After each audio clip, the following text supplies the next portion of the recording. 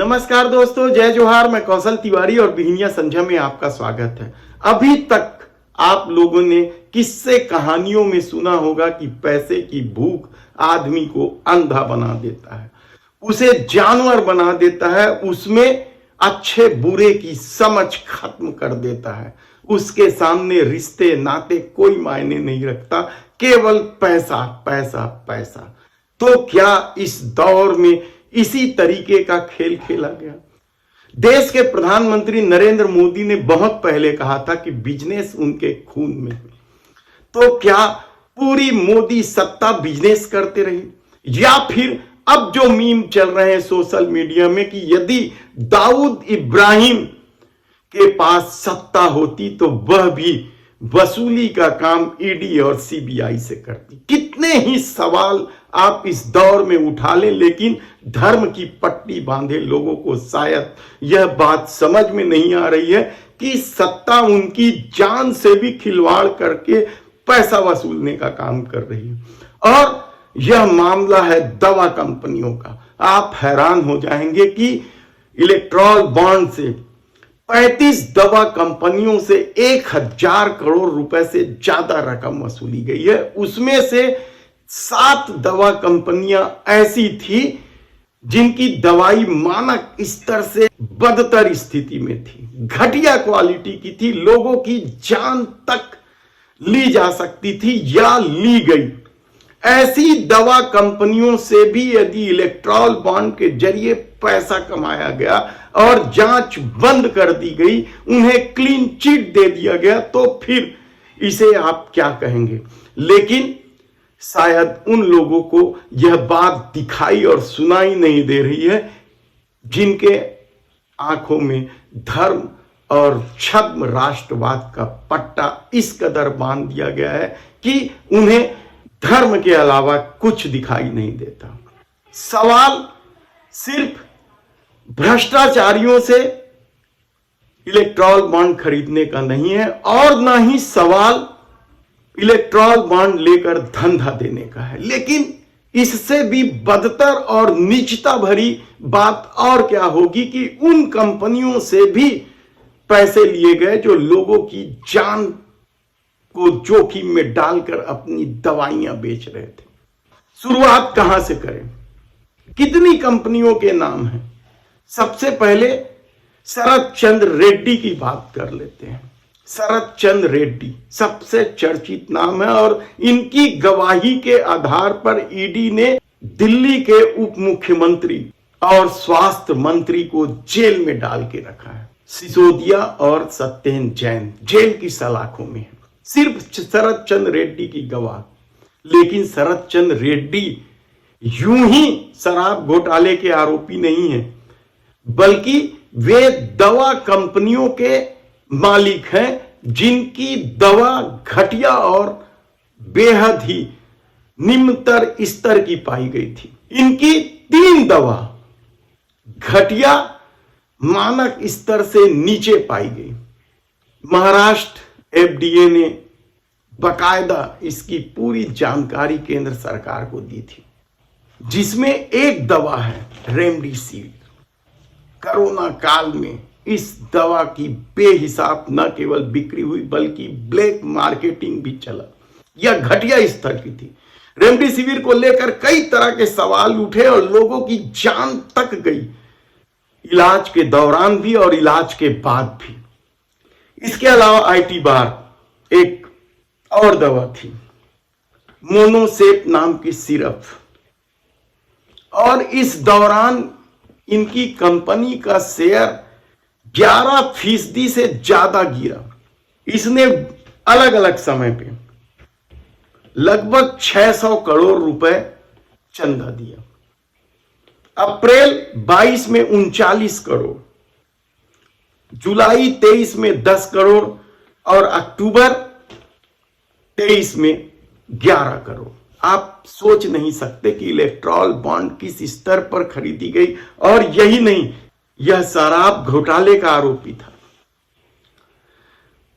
ED ने इसे गिरफ्तार करके जेल में डाल दिया था, लेकिन यह सरकारी गवाह बन गया 52 करोड़ रुपए का इलेक्ट्रॉल बॉन्ड खरीदकर। आप सोच नहीं सकते कि इसी व्यक्ति ने यानी शरद चंद्र रेड्डी ने ही बताया था कि गोवा के चुनाव में उसने 100 करोड़ रुपए आम आदमी पार्टी को दिया था और इनकी गवाही के आधार पे सिसोदिया और सत्येंद्र जैन जेल की सलाखों में इस व्यक्ति को जेल में रहना था, लेकिन जमानत मिल जाती है और इनकी दवा जो जांच में घटिया पाई गई थी, सब कुछ क्लीन चिट दे दिया गया, अच्छा आदमी बन गया क्योंकि इसने आम आदमी पार्टी के नेताओं के खिलाफ गवाही दी थी। और यह कितना मजबूत व्यक्ति है आप सोच नहीं सकते। शरद चंद्र रेड्डी की राजनीतिक पृष्ठभूमि भी है, कहा जाए तो गलत नहीं होगा, क्योंकि इनके संबंध, पारिवारिक संबंध वाईएसआर रेड्डी परिवार से है, जो आंध्र प्रदेश के मुख्यमंत्री, और उसके बाद भी इनके खिलाफ कार्रवाई हुई थी। शायद वाईएसआर रेड्डी को परेशान करने की कोशिश रही होगी, एनडीए में लाने की कोशिश रही होगी, लेकिन अब यह पाक साफ है। यानी आप सोचिए कि जो कंपनी लोगों की जान जोखिम में डाल रहा था, घटिया और मानक स्तर से नीचे की दवाइयां बेच रहा था, उस कंपनी को इलेक्ट्रॉल बॉन्ड खरीद लेने के कारण बाइज्जत बरी क्लीन चिट दे दी गई, यह बचा लिया गया। आप कुछ भी कह सकते हैं। दूसरा कंपनी है टोरेंटो, डी प्लेट 150 लेप्सार एच विनकोरम एल की, इनकी 3 दवाइयां इनकी भी घटिया पाई गई थी, मानक स्तर से नीचे पाई गई थी। गुजरात और महाराष्ट्र दोनों एफडीए ने इनके खिलाफ जांच की थी, लेकिन 77.5 करोड़ रुपए का इन्होंने इलेक्ट्रॉल बॉन्ड खरीदा और उसके बाद इनके खिलाफ जांच रुक गई। क्या क्लीन चिट भी दे दी गई, ये कहना कठिन है। हमारी टीम लगी हुई है कि इन्हें क्लीन चिट मिले हैं नहीं, लेकिन जांच रुक गई है, इनके खिलाफ कोई कार्रवाई नहीं। जाइडस हेल्थ केयर, सकुरियस रेमडेसिविर से मिलता जुलता एक और दवा नकली निकली थी दवा। आप सोच सकते हैं कि मानक स्तर से भी नीचे निकली कुछ दवाएं और नकली भी निकली। 29 करोड़ का इलेक्ट्रॉल बॉन्ड खरीदने के बाद इसे क्लीन चिट दे दी गई या बचा लिया गया। इनके खिलाफ जांच खत्म। यानी आप सोचिए कि एक तरफ लोग कोरोना काल में अस्पताल में मर रहे थे, दवाई नहीं मिलने की वजह से ब्लैक मार्केटिंग का शिकार हो रहे थे, कई गुना कीमत पे दवाई खरीद रहे थे, नकली दवाई खरीद रहे थे, मानक स्तर से नीचे की दवाई खरीद रहे थे। जांच में सब पता भी चल गया, लेकिन सरकार को पैसे की भूख थी शायद, और यही वजह है कि तमाम जांच रोक दिए गए।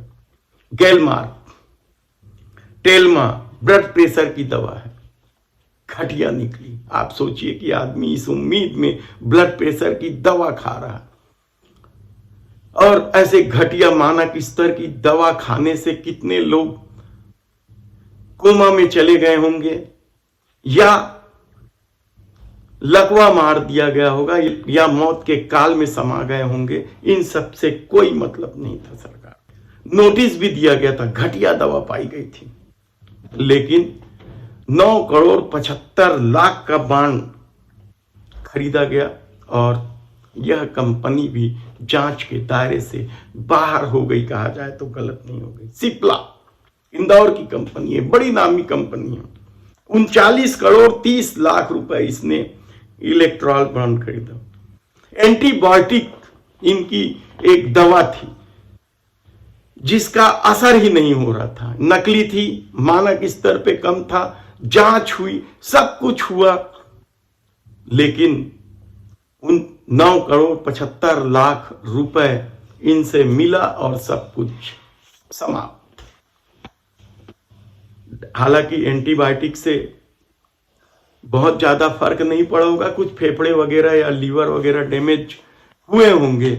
डॉक्टर क्योंकि सतत निगरानी में रखते हैं ऐसे मरीजों को, और 4-5 दिनों में जब असर दिखाई नहीं देता तो दवा बदल देते हैं, लेकिन इन्फेक्शन तो हुआ ही होगा। लेकिन लोगों की जान शायद सत्ता की नजर में 2 कौड़ी की नहीं होती। दरअसल ऐसे लोगों की चौराहे में फोटो लगनी थी कि किस तरीके से लोगों की जान के साथ खिलवाड़ किया जा रहा है, किस तरीके से नकली और मानक स्तर से नीचे की दवा बना रहे हैं। लेकिन चौराहे में फोटो लगाने की बजाय, उनके खिलाफ कड़ी कार्रवाई करने की बजाय सत्ता उनके इलेक्ट्रॉल बॉन्ड खरीदते ही वे क्लीन चिट हो गए या उनके खिलाफ जांच रोक दी गई। इंटास 20 करोड़ रुपए, आईपीसीए 13.5 लाख करोड़ रुपए का बॉन्ड खरीदा। यानी जो दवा कंपनियां जांच में घटिया स्तर की दवा बेच रहे थे, जांच में नकली दवा बेच रहे थे, लोगों की जान के साथ खिलवाड़ कर रहे थे, ऐसे लोगों से भी यदि इलेक्ट्रॉल बॉन्ड खरीदे गए हैं तो आप सोचिए कि किस स्तर तक राजनीति ले गई।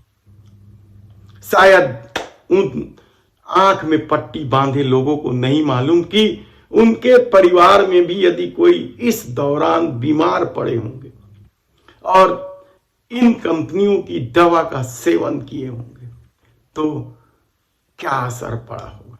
लेकिन कहते हैं कि धर्म का नशा अफीम से भी खतरनाक होता है, और शायद यही वजह है कि इतना सब खेल के बाद भी यदि सत्ता 400 पार का दावा ठसक से कर रही है तो आप यकीन मानिए कि आने वाले दिनों में इसके परिणाम बेहद ही भयावह होने वाले हैं।